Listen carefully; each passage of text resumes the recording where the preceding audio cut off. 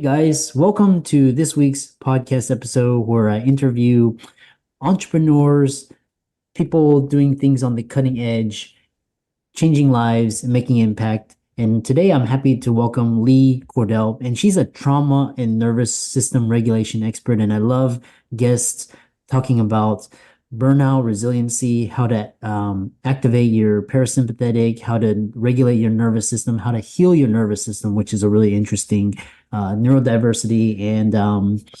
And I'm happy to welcome Lee to the show. Welcome, Lee. Thanks for having me. Yeah, I know this topic is really interesting to me because it's just really interesting when you talk about healing your nervous system. You never think of it in that term. So talk about Mhm. your background, your story, how you got started, and we'll delve right into the conversation. Sure. So I founded the Institute for Trauma and Psychological Safety back in September of 2021. And that was after leaving my healthcare career as an acute care nurse practitioner and graduate level professor in December of 2020. So about 10 months after the pandemic. And, one thing I saw through all of my childhood experiences and then also through my professional experiences was just the impact of how our nervous system and how regulated or dysregulated we feel has on our relationships with ourselves and with other people and with the world around us. And so during my doctoral program, I actually had an experience where I still don't know how this happened, but I somehow ended up in a brand new nursing orientation lecture, and it was on trauma informed care. And I had been a nurse or a nurse practitioner for several years at that point. And I remember walking out of it going, oh my gosh, why are we not just shouting this from the rooftops for all of our humans? Because this would make such a difference in how we're doing things. So that's really what the Institute was birthed out of, was that personal experience of experiencing burnout and just the dysregulation of the healthcare system in general as a provider, and then also personally as a mom and a wife and as a human. Yeah, like I said, it brings up so many, I still have PTSD from residency training, with Oh, people, and it's just like, it's like, isn't there like a better way to like train doctors and like, without this seems like such an inefficient way and unhealthy way of, yeah. I actually have worked with several physicians one on one, and I have to say, like, being a nurse practitioner was tough, and I watched many of my friends go through medical school and residency, and I was like, I mean, the you are dysregulated more than you're regulated with that education and training program for sure. It's a lot. yeah. Yeah, it's almost like, you the you have to sacrifice your health, your family, your kids, your relationships, just for this kind of position, Mhm. which is not really secure and safe these days. I love this idea. What you talk about is so one thing you talk about is this idea of when you talk about this healing the nervous system. And one thing Yeah. that's really been on my mind is how do you know you are healed? That's Mm. something, you have all these techniques, breathing. How do you know you're healed? You know, that's such a great question. And I think it's a continuum. Anybody who actually tells me like I'm healed, I'm good. I'm like, okay, like I'll see you in a couple months. Yeah. You know, I don't I think it's, if we look at it more as a journey than a destination, that's really helpful. For me, what I found is that the littlest moments have had the most impact of, oh wow, that used to be a place that I used to get so upset, or I used to get so triggered, and now that thing can happen and my body doesn't have this threat response. I can stay regulated. I can stay open minded. I can stay curious. So, whether it's an email from your boss saying, hey, we need to talk, or it's your, partner rolling your eyes at you when you walk in the door late again, or it's whatever, these moments where it's like, this used to feel scary, or this used to feel like amplifying, dysregulating in me, and now they're not. The more of those we string together, like that's where you're like, oh, this journey is actually starting to not feel like there's a tiger that's going to pop out at me any and every minute. I'm actually staying relatively resilient and flexible, and not just from this place of like, oh, I can just keep bouncing back, but like, oh, something hard happens and I take a minute and I process it and I like feel it. And then I decide what I want it to mean. And then I move forward. So I don't know that anyone ever reaches that destination of like, okay, yep, like I'm never going to respond negatively, or I'm never going to feel scared again. And in fact, you know, I probably a lot of us learned about the humans in who are born without that sense of fear or without that sense of pain. They're the ones who are actually in the most danger because they can't tell when something bad is about to happen to them to hurt them. So we Uh, still want that, but it's that balance of I'm only responding to threats when they're real and actual threats. yeah. Yeah, I love that. It's really helped me elucidate is like when you enter in situations or experiences that previously really triggered you, and then Mhm. now you can like kind of either you don't get affected, or it's you can handle yourself through Yeah. these. That's really enlightening for the audience. The other question is I'm really interested in talking about these micro traumas, especially, Mm-hmm. talk about what micro trauma is and its Yeah. impact on the nervous system. Sure. So micro traumas, if we think about trauma, and I when I go places and talk to healthcare providers about this, and I'll ask them, what do you think trauma is? A lot of times they're the most common group to say like, oh, a car accident, or, getting hit with something. Mhm. And we call those sledgehammers in our world. Like those are the events that you're like, yes, those would be serious and significant for anybody who went through them, even if they had like all the resilient skills and they were super regulated, they would still be hard. Micro traumas are what we refer to as paper cuts. So these are the things that if you get a paper cut, like let's say I hand you a piece of paper and you get that cut, and you may notice it later in the day, like when you put hand sanitizer on or something like that, but it's not going to shift your view of me or your view of paper or your view of the world. It's going to just, you're like, oh, that just happened. However, if you and I met every morning at 9 a.m. for the next year, and every morning I handed you a piece of paper and I gave you a paper cut in the same place, after a while, that's going to shift. Number one, that's not going to just feel like a normal paper cut. That's going to get infected. It's going to be bad. The second thing is it's going to shift how you think about me. You're going to be like, why does Lee keep giving me paper cuts? Like, why is she so aggressively handing me paper? Or you might shift about you, like, why do I keep taking this paper from her, even though I know it's going to hurt? Or it might shift your view about paper. You might be like, oh my gosh, I'm never touching paper again because it's dangerous. Those little things really add up. They have a cumulative effect in our nervous system. And so, particularly in, the hospital, I'm just thinking about how many experiences I had where it was little things. It was like, oh, I don't want to call that person because I know that they're going to give me a hard time when I ask for this. Or, oh gosh, like I don't want to go to that meeting because I know that it's going to be really stressful because these two people are going to not get along and put me in the middle.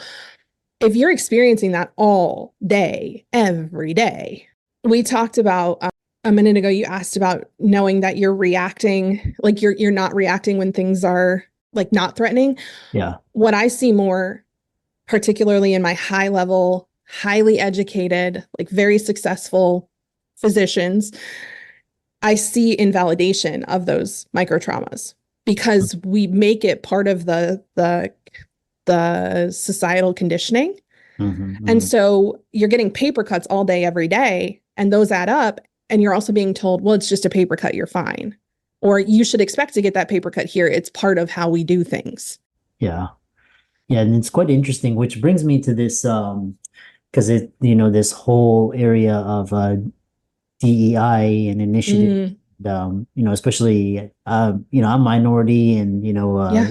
underrepresented, and pretty much this. I think a lot of these micro traumas contribute to this feeling of being an outsider and this Yeah. imposter syndrome. So how can, as an organization, how can, the leaders understanding of trauma, micro traumas, and how can they lead this organization into success, on a equitable level? Mhm. Talk about, your thoughts on that. So, can I tell a story to Yeah. show this? Okay, great. All right. So when I was in my doctoral program, I was shadowing the interim chief nursing officer. And so I ended up in a meeting of like all of the C's, right? The CFO, the CMO, everybody. And Yeah. I felt I was like, I'm a very little fish at this table. Yeah. And so I'm like, I'm just going to be quiet. I'm not going to say anything. And about a week before that, we had a nurse attacked in a parking structure by a patient or a patient's family member and luckily she was okay, but Yeah. it showed a bunch of holes kind of in the system of where things weren't safe. Uh-huh. And so one of the people at the table said, well, we should just have all of the managers, or we should tell all of the nursing staff and all of the support staff to go to their managers if they feel unsafe at work. And I must have not kept my poker face because my preceptor saw my face and she said, do you have something to add? And I was like, absolutely not. Uh-huh. I'm not, I work here. Like, I don't want to endanger my job. And Yeah. yeah, the CFO said, no, please share. And I said, I personally was kicked in the stomach by a patient while I was pregnant. And I Oh. told my manager that I wanted a new assignment, and they told me that I was being difficult. Oh. So I said, we're going to have to, if you want your staff to share with you and be open with you and let you know when they see problems, it has to be safe for them to do so. And right now, we don't have a culture where if you just say, well, just if you see something, say something. And as a minority as well, it was okay, well, it's been made very clear for me that if I see something or experience something and say something, y'all aren't going to be okay with this. Mhm. So I say all that because the first piece of inclusion is really ensuring that you're creating psychological safety for the people that you are leading. And that involves trust. That involves making sure that you not only have cognitive trust, where the people you're leading can tell that you're capable and that you're consistent. It also involves affective trust, which is, do you care about me and are you honest with me? And that do you care about me one is the one that I think we turn off in healthcare a lot because it's hard to stay open and connected when you're taking care of really sick people, when you have so much stress. So that of, I'm going to actually I'm going to show that I care about you. I'm going to actually have a personal relationship with you. This isn't going to just be transactional. That's a huge piece of inclusivity. You've got to make it safe for people to speak up and feel comfortable saying, "Hey, you just said this." And in my culture, like that's a really we don't that's Uh-huh. not like that patient's not going to take that well, or that employee is not going to take that well because this is what it means over here. Yeah, I love this. I love this psychological safety and just racial, gender equity and Yeah. inclusion. Yeah, I think, like in healthcare organizations, I think that's really interesting how they're going to evolve and change. Mm. So kind of talk about healing techniques and, Yeah. how do you, what are some ways to, understand how this stress and trauma is affecting your nervous system, how to flourish or how to Mhm. manage that? What are your thoughts? So I think that we get to look at it proactively and retroactively because retroactively, if you've been in corporate entrepreneurship, academia, healthcare for however long, there's been a lot of micro traumas and probably some bigger, there's been paper cuts and sledgehammers that have happened. And so having a safe place to really process through those things is important. And I think that's the place that most people are like, oh, okay, so I need to go to therapy or I need to, go heal my trauma. I need to go dig into my closets and under my bed and find this, what we've found through research is that's actually not a great place to start if you are still in the environment that you're going to be processing. So, for example, Mhm. with police officers or military professionals, we don't go back and process your past trauma around what has happened to you if you're still actively serving, Uh-huh. because that can cause problems. Yeah, yeah. So, what I would say the bigger piece is going to be more preventative and in the moment. So when something happens now where there is a reaction, or you're noticing that you're feeling dysregulated, so that's you're either amped up or you're shut down. I think that's the easiest way to think about it. You're hyperactive or you're checked out, numbed out, dissociated. Yeah. If you notice those, the goal is to either, if you're really jacked up, to slow down, and Hmm. that can be by one of my favorite exercises that my clients actually have a very hard time with is I'm like, you're going to sit and you're going to put your feet on the floor and you're going to stare at a wall for 5 minutes with Hmm.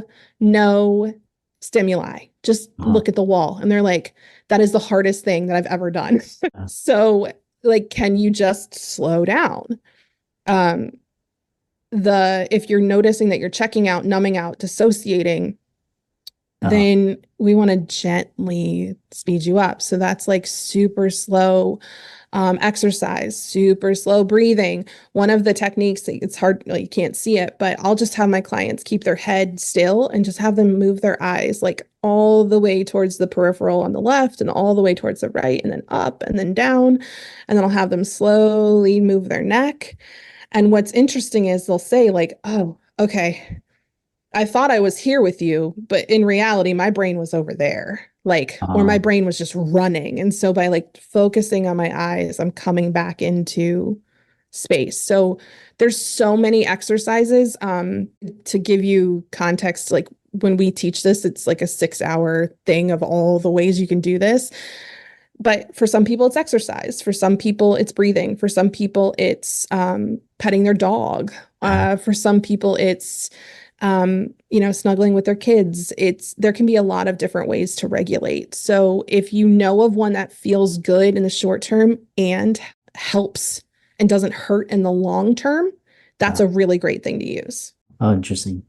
Which, there was these techniques are really interesting. The other, I think, well, yeah, I lost my Yeah. train of thought because I was going to ask a follow-up, but one question is this this idea of when you're triggered, Hmm. oh, this is the thing, because you mentioned the environments, and Yeah. but like, for example, like when these desensitization techniques where you basically, like, if you're afraid of snakes, you kind of Yeah. but when you're triggered in, like, for example, just like PTSD, Mhm.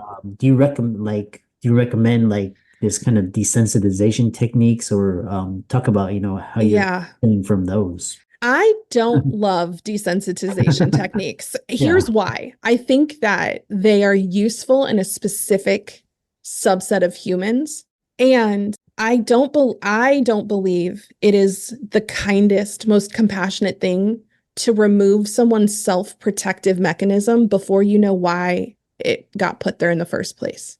Uh-huh. So, for example, if I had a client who struggled with driving in heavy traffic, and they were like, well, I just need to go out there and like muscle through and go through heavy traffic. I said, this is likely providing re traumatization. Okay. Uh-huh. You are dysregulated, you're out there. So, anything where you're a 6 out of 10 or above from a dysregulation standpoint, you're not healing, you're causing more harm. Uh-huh. Uh-huh. So when we started talking, I said, look, this could be a situational trauma, or this could actually have nothing to do with the driving in heavy traffic. Something I hear from people, and I had this, I worked through this personally, was a fear of being out of control. So flying, driving in heavy traffic in the middle lane, your spouse driving, right? While you're sitting in the passenger seat. I see a lot of people get extremely dysregulated and have panic and anxiety around that because they have a fear of being out of control because when they were younger, something happened. One of the most common medical things that we see as kids is when they are immobilized for shots or for a surgical procedure and they go down fighting. Yeah. Yeah. Yeah. I've had people 30 years later, when we get into like reprocessing, Mhm. that's why they can't get on a plane. Mm, mm, That's why that's why they can't have their back to other people in a restaurant, because they have to be aware of their surroundings and know if someone's coming at them, and they have to be able to get out. mm, So to bring that back around to the desensitization, once we know that that's why that behavior, that fear is there, a lot mhm. of times we don't have to do the desensitization, because if we can regulate that person's nervous system and process that specific trauma, Uh-huh. they're fine driving. They're fine getting on a plane. They're fine having their back to other people, because it's no longer incredibly scary to their nervous system. Yeah, I love that. How can people contact you and follow you on your socials? And also, Yeah. if people want to take that next step in Yeah. healing, reach out to you and work with you. So you can find us at institutefortrauma.com. That's where all of our things lie. We've got a resource page on there. We've got some self-study courses. We do 9-month certificate program. And I would say for anyone who is like, oh, I would really love to experience this, we actually have an event in November in Columbus, Ohio called Full Capacity. And we're going to be for 4 days actually doing these regulation techniques and learning about why they're so effective. So you can find that on our website. I love that. And for all the audience out there, let's thank Lee for coming on and give her socials a like and follow. She's also got a podcast called Yes. Becoming Trauma Informed. Check that out. Check out her upcoming event and reach out to her for help or coaching and healing. And with that, thanks so much for coming on. Thank you for having me.